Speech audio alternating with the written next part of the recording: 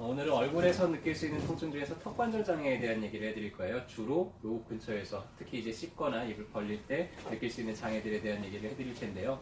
은근히 많아요. 근데 이분들이 이거 어디 가서 치료를 해야 될지, 이거 치과 가서 치료해야 되는지 아니면 어디 외과에 가야 되는지 잘 모르시는데 한의원에서 상당히 간단하게 치료가 되는 경우들도 많고요. 그래서 오늘은 턱관절에서 느껴지는 여러 가지 장애들 그리고 그런 것들을 어떻게 감별하고 관리하는지 이런 거 좀 간단하게 짚어드릴 거예요.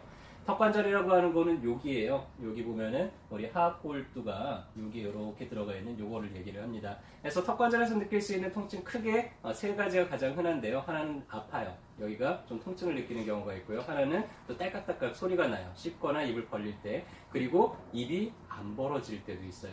질문 조금 이따가 받을게요. 그래서 턱관절 구조를 보면은 요 앞에 이렇게 근육이 붙어 있어요. 그래서 턱을 벌릴 때 이 근육이 이걸 잡아 당기면서 요 앞쪽으로 빠지게 됩니다. 요 위에 보면 디스크 조직이 있는데요. 이 디스크 조직이 턱이 좀 잘 빠지도록 윤활하는 역할을 하게 되고요. 디스크가 앞쪽으로 너무 밀려나가지 않도록 뒤에서 인대가 잡아주고 있고요. 그리고 이 디스크도 앞쪽으로 잡아 당기는 근육이 있습니다. 그래서 정상적으로 입을 벌릴 때 이 디스크가 앞쪽으로 같이 따라가면서 이게 이제 뼈에 부딪히는 거를 좀 방지를 하는 그런 역할을 해요.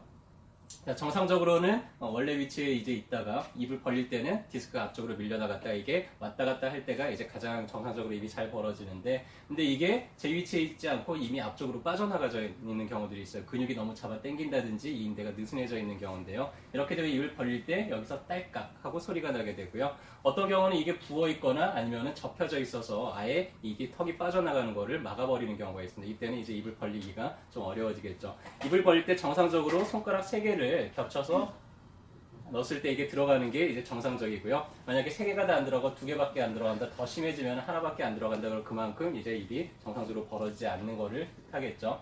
그래서 정상적으로 빠져나가지 못하고 이게 이제 디스크가 걸리면서 이 디스크가 좀 닳기 시작을 해요. 그래서 이 디스크가 완전히 마모가 돼버리면은 이제는 뼈끼리 부딪히기 시작을 하고요. 그렇게 되면 이제 퇴행화되면서 이게 관절이 아예 굳어버리기 시작을 하고, 그렇게 되면은 이제 그 뒤에는 좀 손쓰기가 많이 어려워지게 되기 때문에 좀 초기 단계에서 좀 그런 문제들을 빠르게 해결하는 게 중요하겠죠. 그래서 가장 흔한 원인은 이 근육이 너무 긴장이 되어 있는 거예요.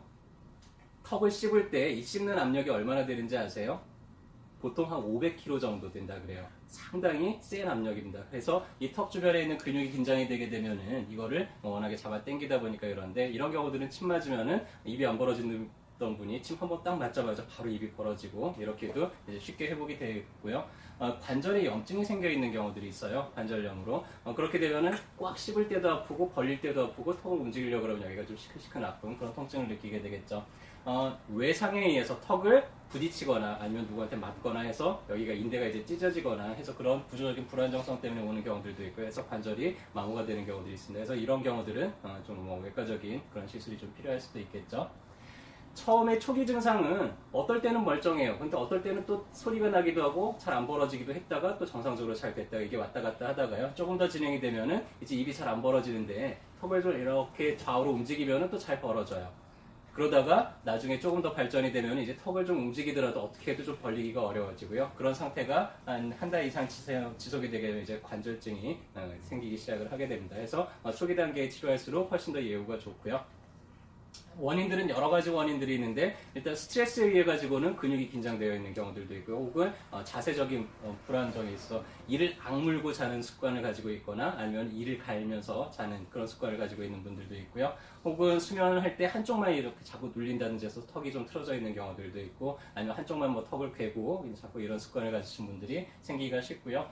교합 자체가 안 맞아서 생기는 경우들이 있어요. 입을 꽉 다물면 어금니를 물 때는 어금니만 맞고 앞니가 안 맞고, 앞니를 물 때는 또 앞니는 맞는데 어금니가 안 물어지고 이런 분들도 있고요. 턱 자체가 옥니가 되거나 주걱턱이 되거나 해서 이 교합이 안 맞는 분들은 그렇게 되면 이 턱 관절의 위치 자체가 너무 뒤로 가거나 앞으로 가거나 이렇게 되겠죠. 그래서 이런 분들은 턱 위치를 좀 잡아주는 치과적인 치료가 필요한 분들도 있습니다.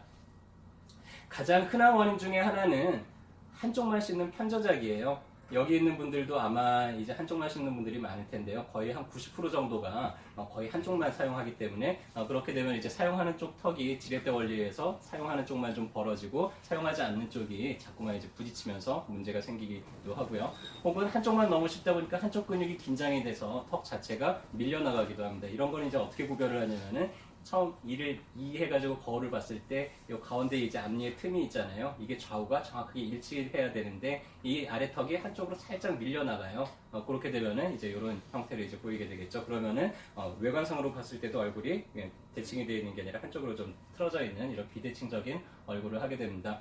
턱관절 장애가 생기면 단지 턱에만 문제가 생기는 게 아니라 2차적인 문제들도 이걸로 인해서 많이 생겨요. 이 턱 주변으로 아주 미세한 신경과 혈관들이 귀의 청력을 담당하기도 하고요. 혹은 이런 균형을 담당하기도 하고요. 그리고 3차 신경이 지나가면서 턱관절 주변을 지나가면서 이 얼굴 감각을 담당하기도 해요. 그래서 턱관절에 문제가 생기면 좀 이명이 생긴다든지 약간 난청이 진행이 빠르게 된다든지 좀 먹먹해진다든지 이런 증상들도 잘 나타나고 한쪽 얼굴이 좀 따끔거린다든지 이런 감각 이상들도 턱에서부터 좀 많이 생기는 편입니다. 그 외에도 턱이 한쪽으로 틀어지게 되면 무게중심이 안 맞잖아요. 그러니까 고개가 갸우뚱하게 돼요. 그렇게 되면은 이제 머리 위치가 이렇게 바뀌게 되니까 경추부터 시작해서 한쪽 어깨는 올라오고 골반은 또 한쪽이 틀어지고 무릎은 한쪽이 돌아가고 하는 식으로 전신적인 자세 불균형도 이걸로 인해서 생기게 됩니다. 코가 휘기도 하고 이것 때문에 원인 모를 두통이 계속 지속이 되기도 하고요. 그래서 턱을 좀 잘 원인 없이 이런 부분들이 자꾸 생기다 그러면은 턱 균형을 좀 맞춰줬을 때 좋아지는 경우들도 꽤 있게 됩니다. 그래서 치료는 턱 주변의 근육 불균형일 때가 가장 많아요. 한쪽만 씻고 혹은 한쪽으로만 눕고 이런 균형 불균형 때문에. 그래서 그럴 경우에는 측두근이나 교근이나 이런 외익상근들을 직접 자침을 해서 근육의 긴장을 풀어주면은 그 자리에서 즉시 좋아지는 경우들도 많아요. 자, 이 턱의 움직임은 상부경추하고도 많이 관계가 있어요. 그래서 이 상부경추 뒤쪽, 뒷목 쪽에 있는 이 근육들이 한쪽이 긴장이 됐을 때 이게 틀어지면서 턱 쪽에도 영향을 미치는 경우들도 있고요. 1, 2번 경추가 턱의 균형을 유지하는 데 상당히 중요한 역할을 하는데 이 1, 2번 경추가 좌우로 돌아가거나 틀어진 경우에는 또 문제가 나타나게 됩니다. 그래서 이런 경우에는 이제 경추 자체를 교정을 해주면은 턱관절의 균형을 또 맞춰줄 수가 있고요. 안면 자체가 좀 한쪽으로 근육 긴장에 의해 가지고 근육 불균형에 의해서 이렇게 생긴 경우에는 한쪽으로 매선을 심어서 이쪽을 좀 강하게 만들어주고 타이트해진 쪽을 좀 느슨하게 만들어주고 해서 금방 또 이제 안면 불균형을 맞춰줄 수도 있고요. 교합 자체가 이제 안 맞는 경우들은 이 경우는 이제 침으로 치료하기가 좀 어려워요. 그래서 이때는 턱 자체를 위치를 바로잡아주기 위해서 스플리트를 계속 이제 사용을 하게 되는데요. 보통 뇌에서 우리 몸의 자세를 기억하고 있어요. 그래서 내가 늘상 있는 이 자세를 내가 좀 신경을 쓸 때는 바른 자세를 되더라도 내 뇌가 기억하고 있는 그 자세로 다시 되돌아가게 되어 있거든요.